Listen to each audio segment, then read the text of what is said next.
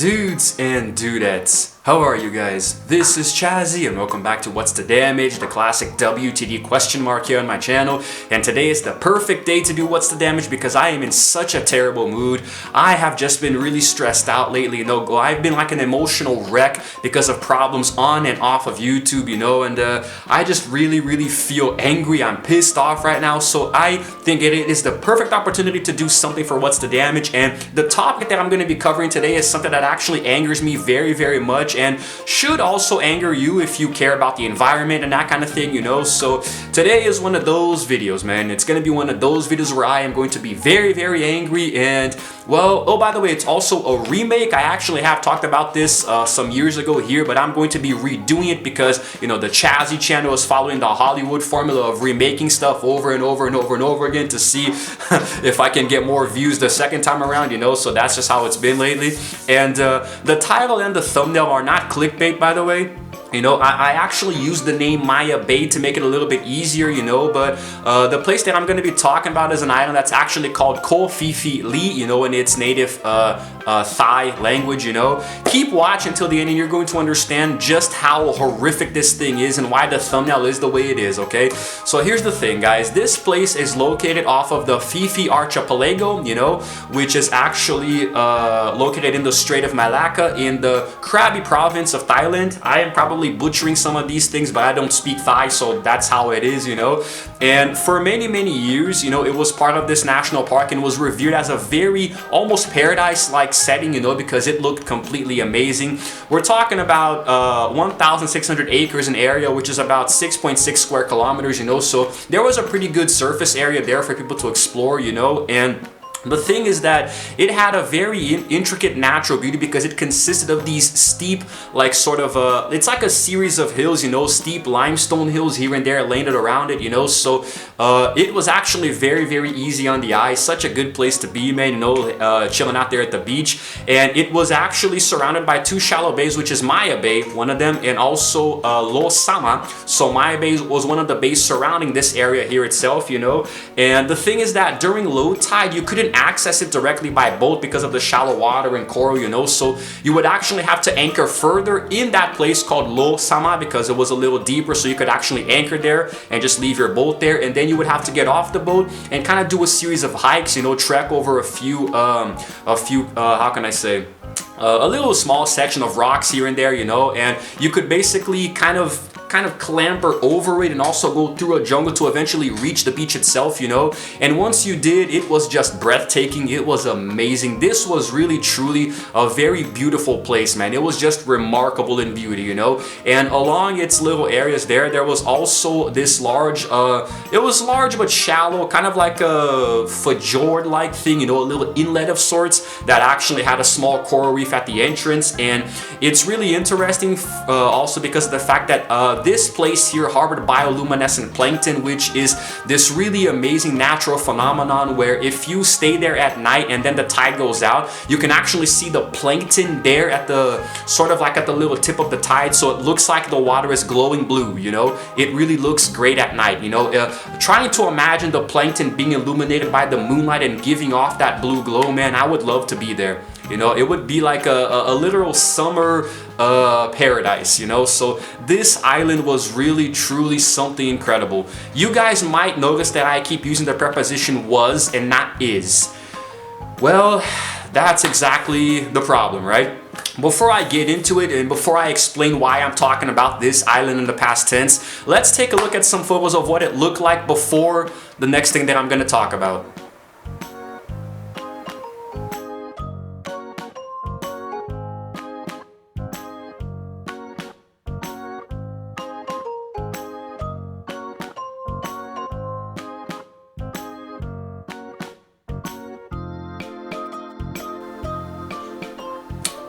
Yeah.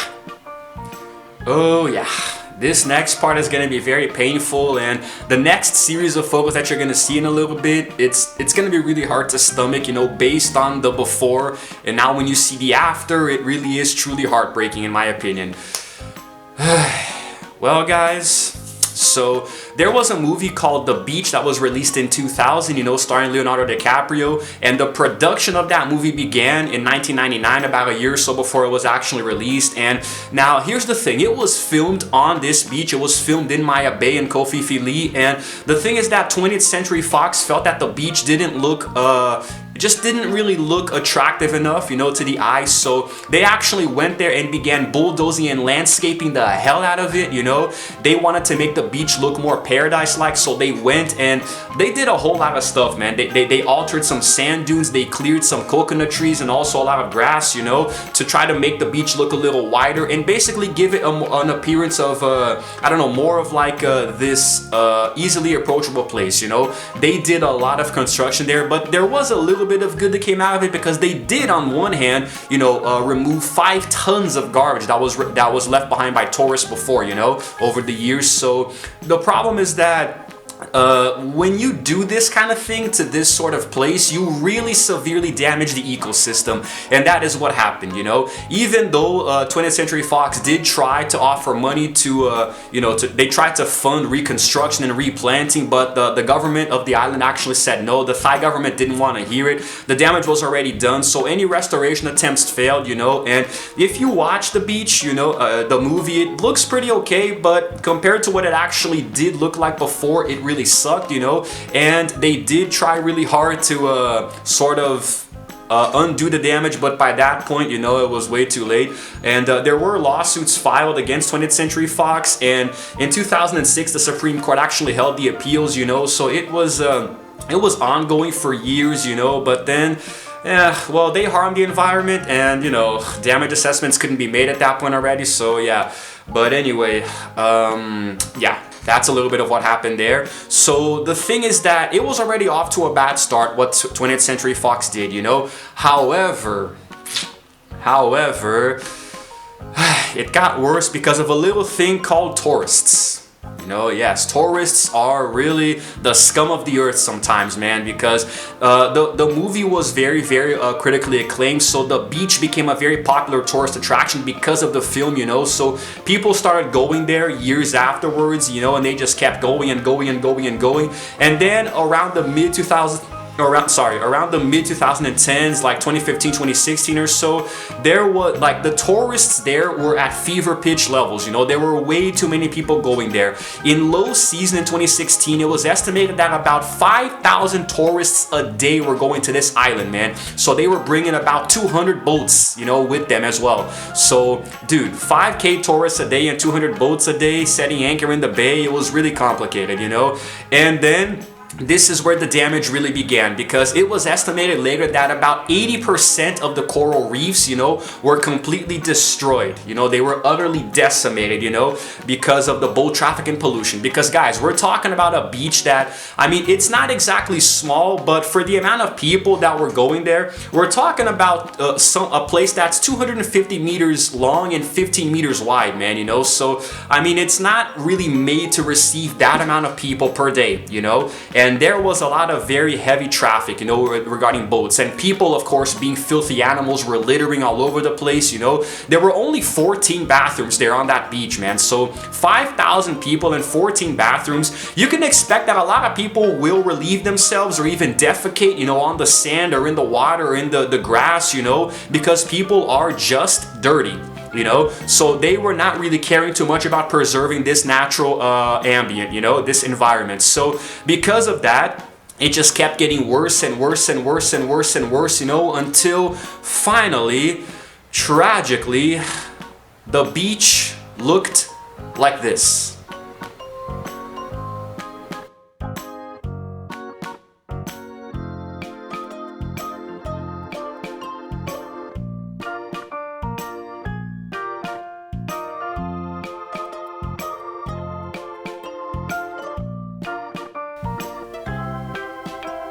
I really honestly don't think that in my lifetime we're gonna see something worse than this, man, you know, regarding damage to the environment.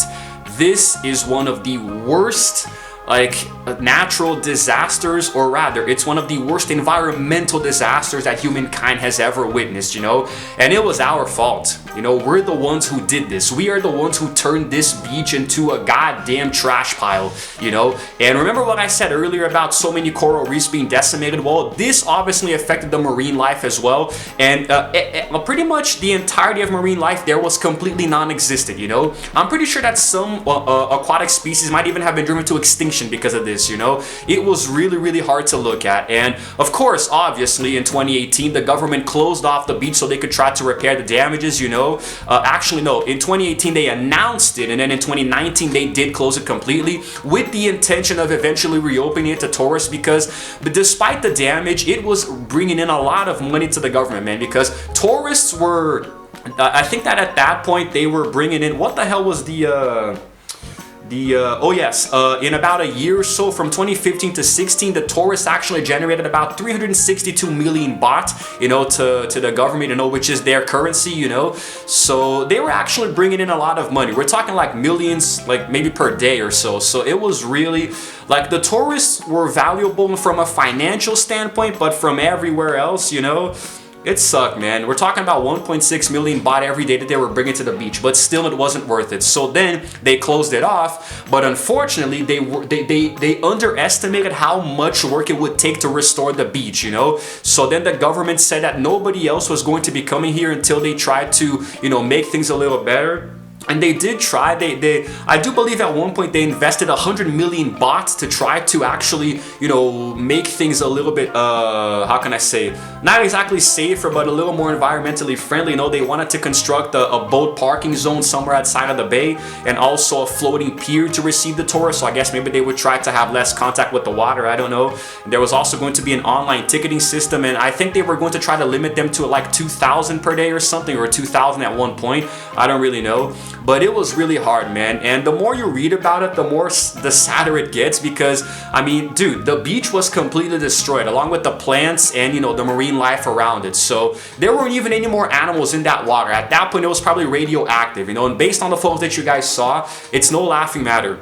You know, it's actually one of the worst things I've ever seen, man. However, at some point in the near future, I think also in 2018 when they announced that it would be closed, you know, there were some blacktip reef sharks that were seen swimming around there, you know, which could have been as a sign that, you know, the ecosystem was very slowly returning, you know, because, I mean, dude, after you remove the people, you take away the virus and the plague that was the people, you can allow the ecosystem to heal. Although in this case, it would have been a long shot, you know. But anyway, so in 2019, you know, already when they closed off the park, you know, they saw over 15,000 different corals, you know, spring up, and they were, and different species, of course, were propagated in the bay. So they actually sort of reintroduced them there, you know.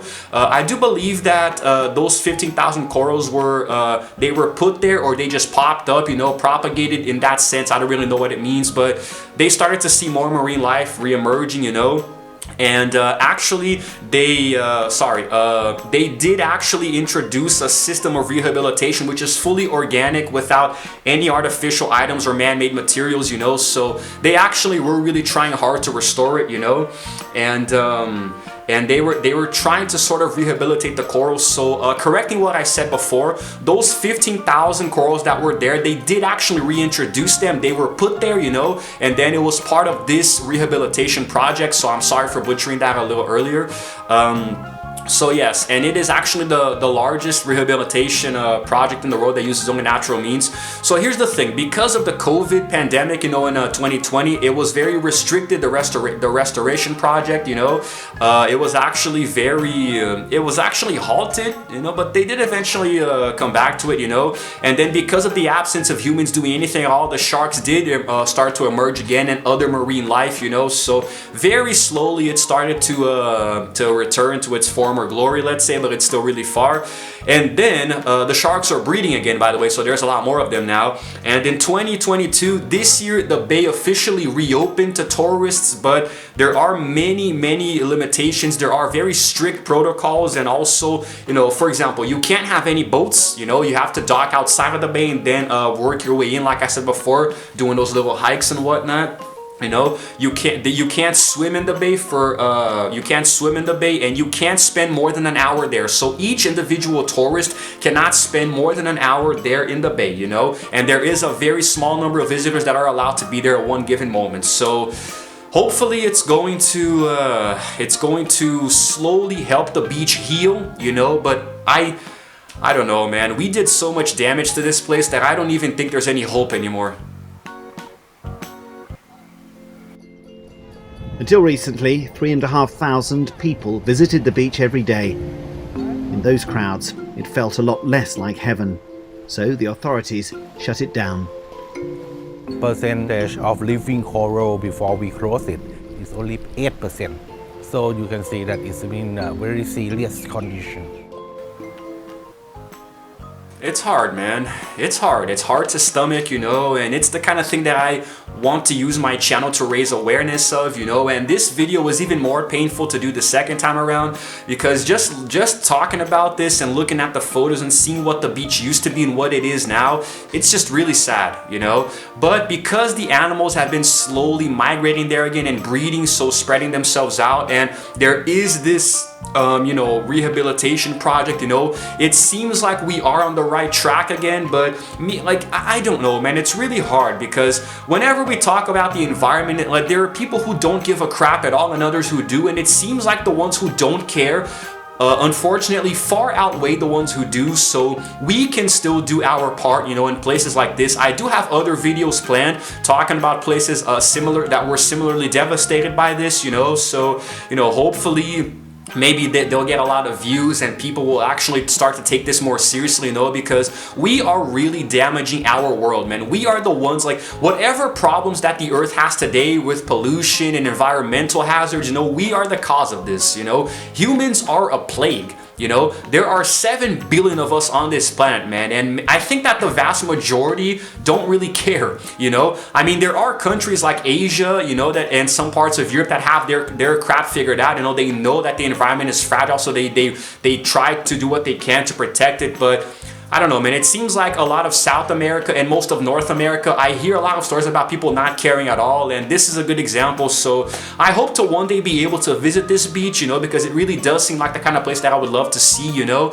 But of course, at any time that I go in the future, it won't be the same as going there like before the production of the movie began. We're talking about maybe like the mid 90s or early 90s, you know, where the beach probably looked amazing.